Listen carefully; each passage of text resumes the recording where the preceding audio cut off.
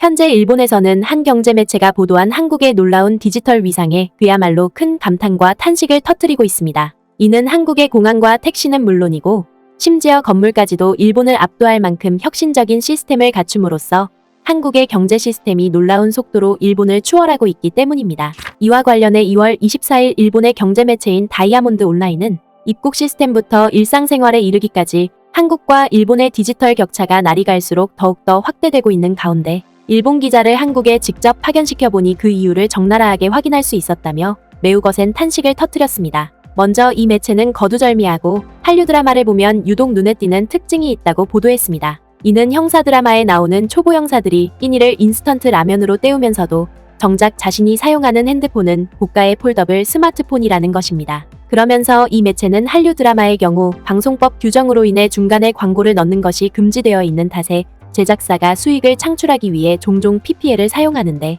이럴 경우 사극과 같은 역사물을 제외하고는 대부분의 한류 드라마에 스마트폰 PPL이 자주 등장한다고 보도했습니다. 뒤이어 일본 매체는 한류 드라마에 이처럼 스마트폰 제품이 PPL로 자주 등장하는 이유는 그만큼 한국 국민들의 스마트폰 보급률이 일본을 압도하고 있고 이에 따라 스마트폰 분야에서 각축전을 벌이고 있는 삼성전자와 아이폰이 한국 시장을 석권하기 위해 치열한 경쟁을 벌이고 있기 때문이라고 보도했습니다. 한국에서는 2019년 기준으로 이미 전체 국민의 92%에게 스마트폰이 보급됐고 60대에서도 90%에 가까운 보급률을 보였다. 반면 일본은 2021년 조사에서도 88.6%를 기록했고 전체 개인 보유율과 60대 보급률은 각각 74.3%와 79.3%를 보였다. 따라서 일본의 경제 매체인 다이아몬드 온라인은 한국과 일본의 스마트폰 보급률에서 적나라하게 확인할 수 있듯이 현재 한국의 디지털 분야는 일본이 도저히 따라갈 수 없을 정도로 연일 광폭행보를 이어가고 있다며 깊은 탄식을 터뜨렸습니다. 실제로 이 매체는 두 나라에서 자주 이용되는 택시 또한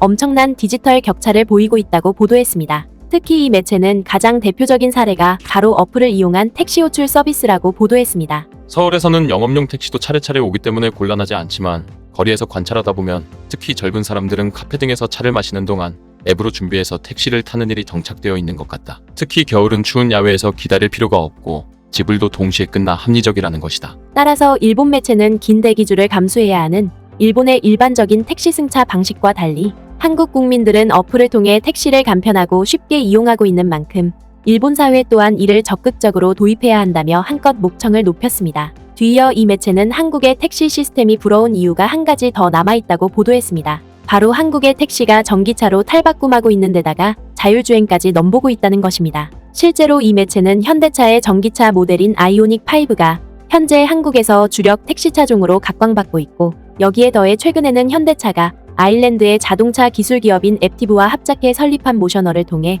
세계 최초로 자율주행 레벨 4 인증에 성공함으로써 자율주행을 기반으로 한 로보택시 서비스에 바짝 다가서고 있다고 극찬했습니다. 뿐만 아니라 이 매체는 이와 별개로 현대차의 대형 승합차 모델인 스타리아 또한 비즈니스용 리무진을 비롯해 대형 택시와 픽업용에 이르기까지 한국 사회에서 대중적으로 이용될 만큼 미래지향적인 모습을 과감하게 표출하고 있다며 매우 부러운 반응을 보였습니다. 아이오닉 5도 그렇지만 주위를 위협하는 프런트 마스크를 갖춰 일본의 원박스카와 차별화된 스타리아의 모습을 보고 있으면 K-팝이나 한국 드라마처럼 한국차가 가격이 아닌 콘셉트나 질적인 측면으로 세계에서 받아들여질 날이 임박했음을 예감했다. 뒤이어 일본 매체인 다이아몬드 온라인은 지난 2021년 당시에 일본의 번화가인 신주쿠에 고양이를 주인공으로 한 3D 전광판이 설치돼 세계적으로 큰 화제를 불러일으키는 동시에 일본의 대표적인 관광 명소로 자리 잡았지만 사실 3D 전광판의 시초는 다름 아닌 한국이었다고 보도했습니다. 바로 한국에서는 일본보다 훨씬 앞선 2018년에 농구장 4배 크기 규모의 LED 전광판을 SM타운에 설치함으로써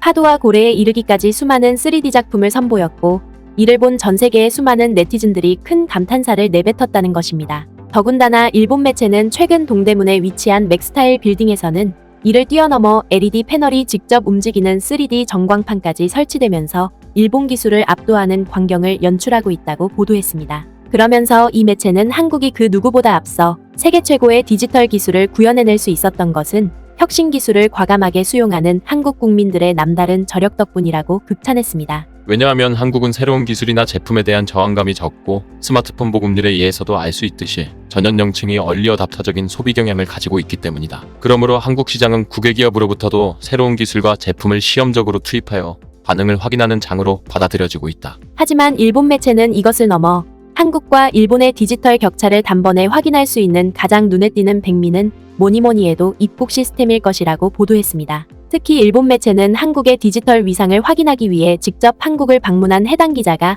한국에 입국할 때부터 이러한 현실을 고스란히 체험할 수 있었다고 보도했습니다. 그러면서 이 매체는 일본 국민을 비롯한 외국 여행객이 한국을 무비자로 방문할 경우 인터넷을 통해 2가지의 신고 서류만 간편하게 제출하면 입국 심사에 소요되는 시간을 상당 부분 아낄 수 있다고 보도했습니다. 바로 비자 면제 대상자를 대상으로 한 전자여행 허가제와 검역정보 사전 입력 정보를 미리 제출하면 한국에 신속하게 입국할 수 있다는 것입니다. 전자여행허가제는 영어로만, 검역정보 사전 입력은 한국어와 영어만 지원하지만 여행사 등이 공개하고 있는 일본어 해설 사이트가 있어 이를 참조하면 큰 지장 없이 등록할 수 있다. 실제로 이 매체는 일본 기자가 한국을 방문하기 위해 이를 사전에 등록하고 며칠 뒤 한국 공항에 도착하자 일본에서는 도저히 상상할 수 없는 광경을 목격했다고 보도했습니다. 이는 한국의 입국심사대에서 해당 기자가 제출한 여권 바코드만으로 입국과 관련된 모든 정보를 확인했고 이를 통해 불과 몇십 초 만에 입국할 수 있었다는 것입니다. 또한 일본 매체는 세계적으로 명성이 자자한 한국공항의 디지털 시스템은 여기서 끝이 아니라고 전했습니다. 바로 한국의 항공사들 또한 일본은 도저히 엄두조차 낼 수 없는 온라인 체크인과 셀프백 드롭 시스템을 상당히 효율적으로 운용하고 있다는 것입니다. 특히 이 매체는 그동안 한국을 비롯한 여느 공항에서는 무인 키오스크를 통해 온라인 체크인과 비행기표 발급이 가능했지만 기내 수화물은 반드시 항공사 카운터를 통해서만 처리할 수 있었다고 보도했습니다. 하지만 이 매체는 지난 2014년부터 대한항공이 인천공항에 셀프백 드롭 시스템을 구축함으로써 탑승객이 탑승권과 여권 정보를 키오스크 기계에 스캔하면 번거로운 절차 없이 수화물을 곧바로 기내에 실을 수 있다고 보도했습니다. 뒤이어 이 매체는 해당 기자가 한국에서의 취재를 마치고 일본으로 귀국할 때도 새삼 한국의 디지털 위상에 크게 부러워할 수밖에 없었다고 한탄했습니다. 이는 현재 일본 정부가 한국을 따라잡겠다며 디지털청을 설립하는 것과 함께 일본의 주요 관문이라고 할 수 있는 간사이 국제공항에 이른바 비짓 재팬 웹이라 불리는 신속 입국 시스템을 추진하고 있지만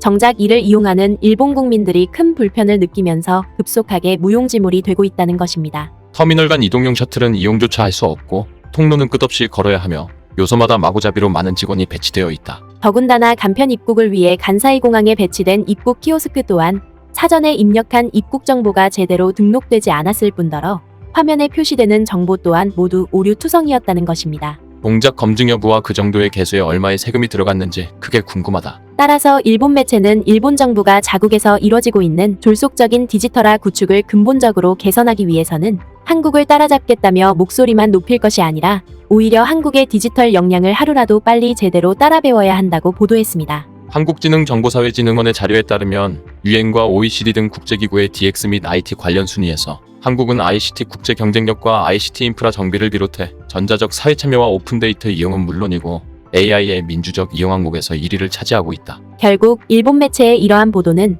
항상 새로움을 추구하고 늘 혁신적인 사회 시스템을 구축해왔던 우리의 저력이 오늘날 일본을 비롯한 수많은 국가들에게 큰 부러움의 대상으로 여겨지고 있음을 매우 사실감 있게 증명해주고 있습니다. 구네스북 영상을 재미있게 보셨다면 구독과 알림 설정 꼭 부탁드리겠습니다.